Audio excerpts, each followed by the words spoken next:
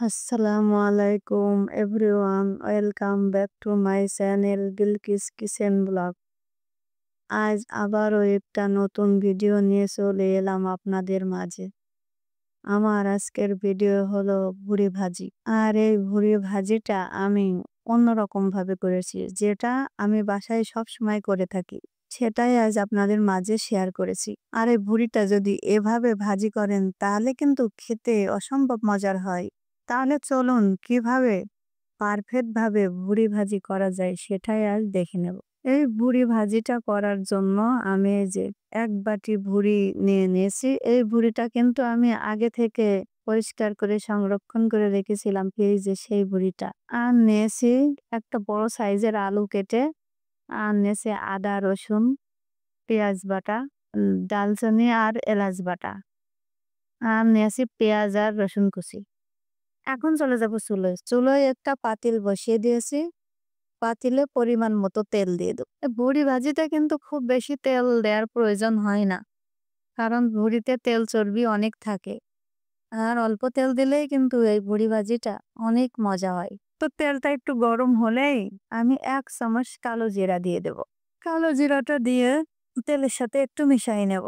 এরপর আগে থেকে পেঁয়াজ রসুন যে কুচিয়ে রেখেছি সেটা দিয়ে দেব।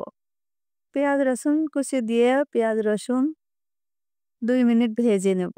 যতক্ষণ না পেঁয়াজ রসুনের কাঁচা গন্ধটা না যায় ততক্ষণ এভাবে সুন্দর করে ভেজে নেব। এরপর দেব রসুন বাটা, আদা বাটা। রসুন বাটা, আদা বাটা দিয়েও ২ মিনিট ভেজে নেব। এই ২ মিনিটে রসুন আর আদার কাঁচা গন্ধটা চলে যাবে। ২ মিনিট পরে এখানে পেঁয়াজ বাটা আর এলাচ আর দারচিনি বাটা দিয়ে দেব।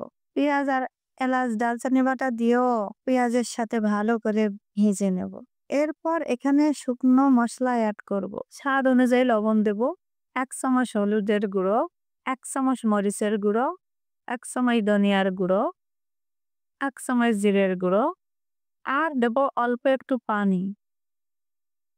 এই পানিটা দিয়ে পেঁয়াজ আর শুকনো মশলাগুলো ভালো করে মিশিয়ে নেব। ভালো করে মিশিয়ে নিতে হবে। ভালো করে মিশিয়ে নিয়ে এভাবে ২ মিনিট কুক করে নেব। আর এই টাইমটা অনবরত এভাবে নাড়াচাড়া করব যাতে নিচে ধরে না যায়। যতক্ষণ না এই মশলা থেকে তেল ছেড়ে না দেয় ততক্ষণ মশলাটা এইভাবে ভালো করে কষিয়ে নেব। মশলা থেকে তেল ছেড়ে দিয়েছে, এখন ভুঁড়িটা দিয়ে দেব। আলু কুচিটাও দিয়ে দেব। ভুঁড়ি আর আলু কুচি দিয়ে মশলার সাথে এভাবে ভালো করে মেখে নেব। এই মাখাটা কিন্তু আস্তে ধীরে ভালো করে মেখে নিতে হবে।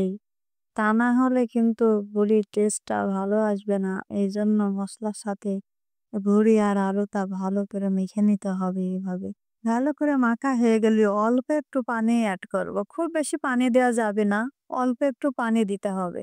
পানিটা দিয়ে আবারও মিশিয়ে নেব।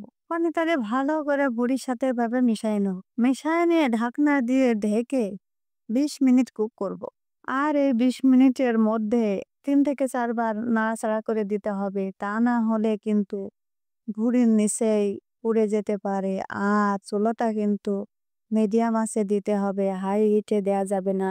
এখন ২০ মিনিট পর এই যে দেখেন ভুঁড়ি থেকে একদম তেল গেছে। আর দেখেন এই ভুঁড়িটা দেখতে কত সুন্দর হয়েছে। আর একবার এভাবে মশলা দিয়ে ভুঁড়ি ভাজি করে খেয়ে দেখেন, খেতে কিন্তু অসম্ভব মজার হয়। আর গরম গরম ভাতের সাথে রুটি, পরোটা সবকিছুর সাথে খেতে কিন্তু অসাধারণ লাগে। তো ভুড়ি ভাজি আমার হয়ে গেছে। এখন এ পর্যায়ে এসে একটু ধনেপাতা দেব। আর দেব একটা কাঁচামরিচ।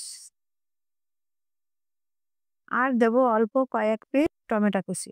এখন এগুলো দিয়ে ভুড়ি ভাজির সাথে ভালো করে মিশিয়ে নেব। এখন ভুড়ি ভাজিটা হয়ে গেছে, নামায় নেব। এখন দেখেন ভুড়ি ভাজির নিচে কিন্তু একটু পানি নেই কিংবা কোনো ঝোল নেই। একবারে নিচে হালকা, হালকা তেল।